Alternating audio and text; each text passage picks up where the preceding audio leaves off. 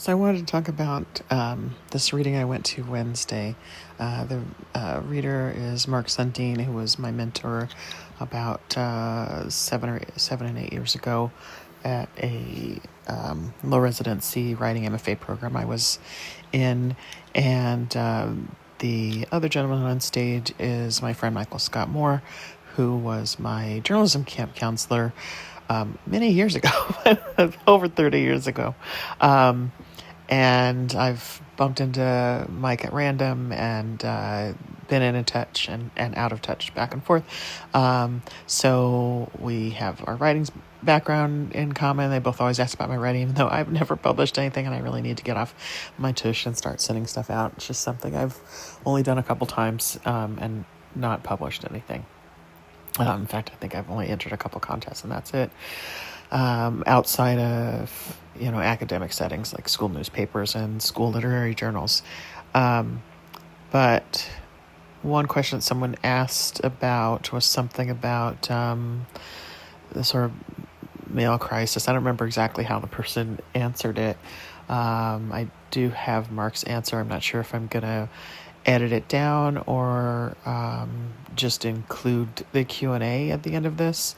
But Mark's book is a lot about men in the West, because he just moved out to, even though he's from Manhattan Beach and from the West Coast, moved to the West, the mythic West, of Moab, Utah, and spent a lot of time with other men. And so the essays are different, mostly about different men and different experiences of manhood. I haven't read it yet, so I can't speak to a lot of what it is. He read the introduction at the reading. But that was very similar to what I wanted to ask about, this crisis of masculinity, etc., and the manosphere, and this sort of hatred of women and minorities that's being engendered in the manosphere, and how easy it is for men to fall into that content because it targets men where they're at, sports, video games, and different social media, male podcasters, it's very easy, a couple clicks to get right down that rabbit hole. And I think the way Mark basically addressed it was, there's been this shift in the economy, where we're now a technological economy and not manufacturing or farming or all the, things that are more traditionally masculine. And, and so that's accurate, right? A lot of men feel left behind. But they're basically, his response, and I'll include it at the end, is that they're blaming the wrong things, right? And you see this in media and in politics, where it's being blamed on women and blacks and gays and trans, right? And not on the billionaires that have, shifted production overseas and closed down factories and things that used to be very male-dominated industries. Like those coal mining jobs aren't coming back because not as many people use coal. You'd have to retrofit people's houses back to use coal. In fact, old houses a lot of times have old coal chutes. There's like videos on the internet about old features in houses like milk doors and coal chutes, because people don't use coal. They probably don't have that old furnace that burned coal. Those houses have been converted, right? So why, I don't know how all trains run, but I don't think as many run on coal as they used to, right? So that industry is not coming back to the degree it did. And also it was horribly detrimental to the workers who died young and left their families impoverished even further.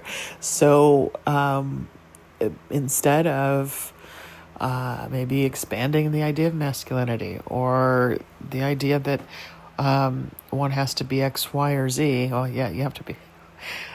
That was not an intentional genetic pun, that you have to be certain things in order to be masculine. Because it's funny, I've never, I've never doubted the masculinity of either of these men, but at the same time, neither of them, as far as I know, has done, like hard labor or, manual labor. I don't mean hard labor like prison, but, that there are different ways to be a man or a person or a woman, regardless. Okay, now I'm going to insert the question and answer I was referring to from the reading. Yes. You mentioned some of these people from the West feeling disempowered or that they had somehow been thwarted or resentful. And where do you think the feeling that they are owed or should have power? Do you think that's from our heritage from not settling our country? Or why does that come about, this feeling I should have this and others do it, and somehow I have been robbed or I am being blocked in my aspirations? I mean, I think it's largely economic, and in the sense that for many generations, you would expect to do better than your parents. Certainly, if you were white and male, like, you had a lot of advantages to doing well. And I think what's happened is that the economy has changed so much in the past 30 years to where the wealth has gone.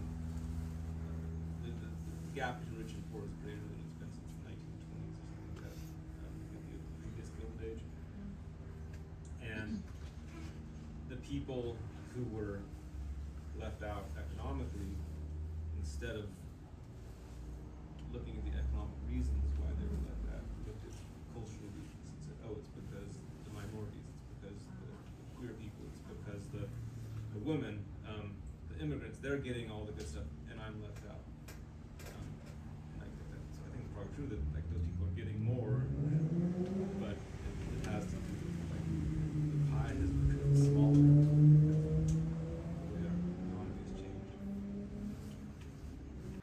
So that's the question that I was originally thinking of asking, and in another video I'm going to get to the one I plan to ask, which was discussing, my interactions with both Mark and Mike and how that contrasts with other men and how I see that reflected in their writing, and could they elaborate on how that impacts their process, which was kind of my original point, but it does get to be too long because that's my thing. So for once I've made a video under 25 minutes because I've split it into two.